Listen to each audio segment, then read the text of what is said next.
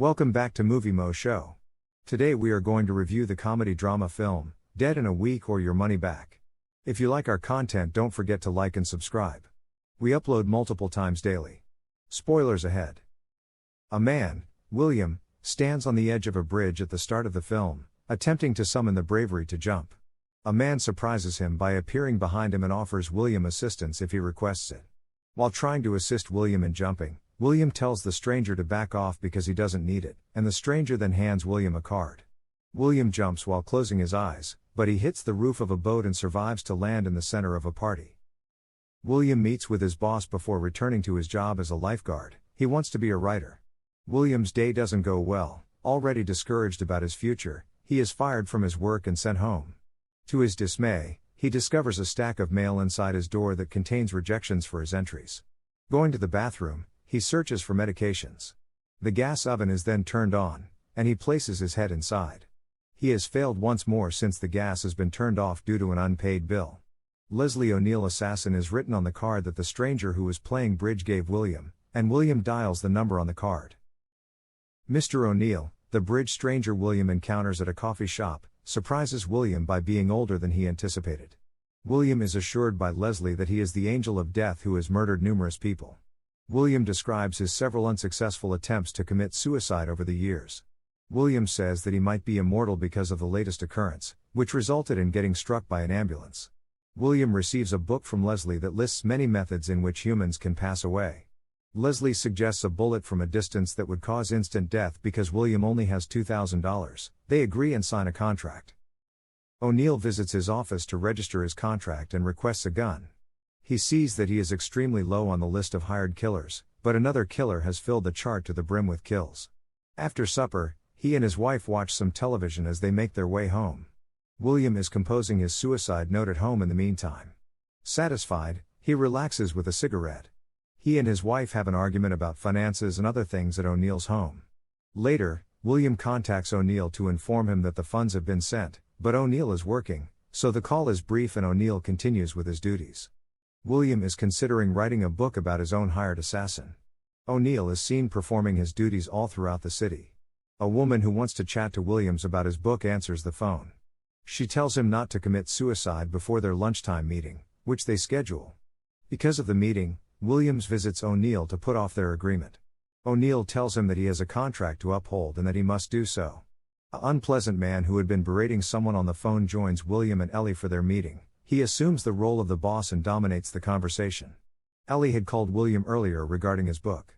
He makes suggestions as to how he wants to spin William's account of his attempt at suicide, but Williams doesn't accept them. O'Neill shoots out of a window at William, but William avoids the bullet and the nasty boss is killed. O'Neill then fires again, this time missing William and striking a waiter.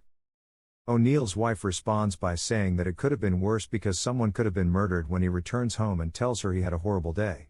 When Ellie knocks on the door while William is at home writing, Ellie is there. She and William discuss what transpired during their encounter earlier and what to do next. William tries to reassure Ellie that the bullet wasn't intended for her boss but eventually breaks down and admits that he has hired someone to kill him. William phones O'Neill when Ellie informs him that he needs to terminate the contract.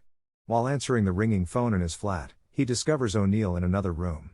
As they dispute, William is on the verge of death. O'Neill kills the parking cop, stuffs him in a garbage can, but is kidnapped by men who put a bag over his head.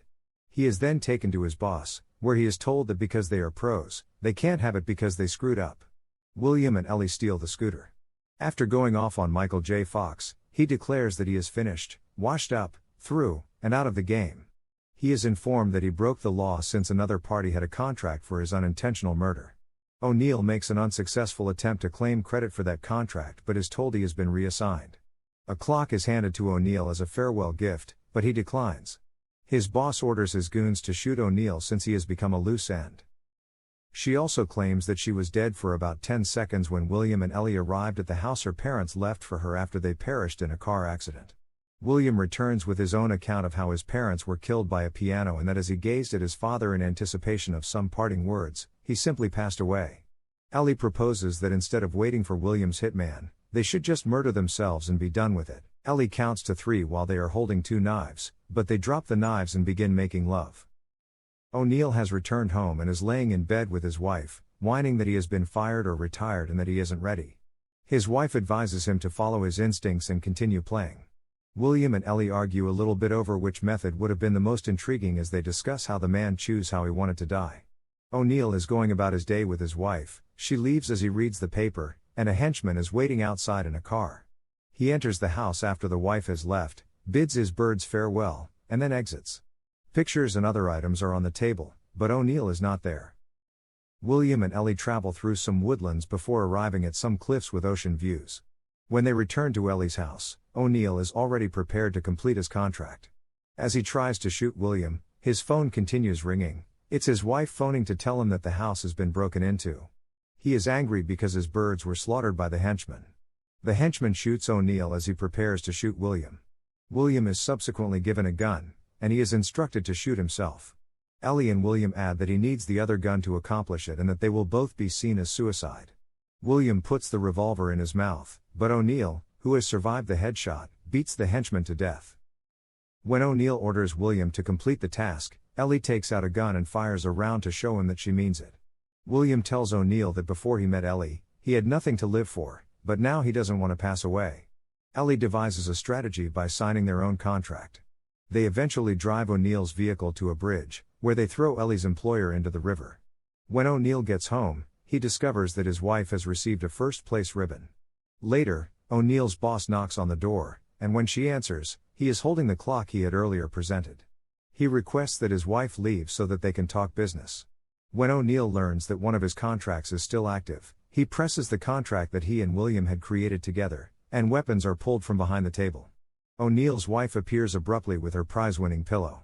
She goes on and on about how some birds mate for life and wonder what to do while their guns are still pointed in the opposite directions. The boss leaves the house when O'Neill's wife picks up the clock and hands it to him, signifying that he has accepted retirement. When a ball is kicked into the street as William and Ellie are going through a park, William runs out to push the child out of the path. William is hit and falls to the ground as onlookers applaud his bravery.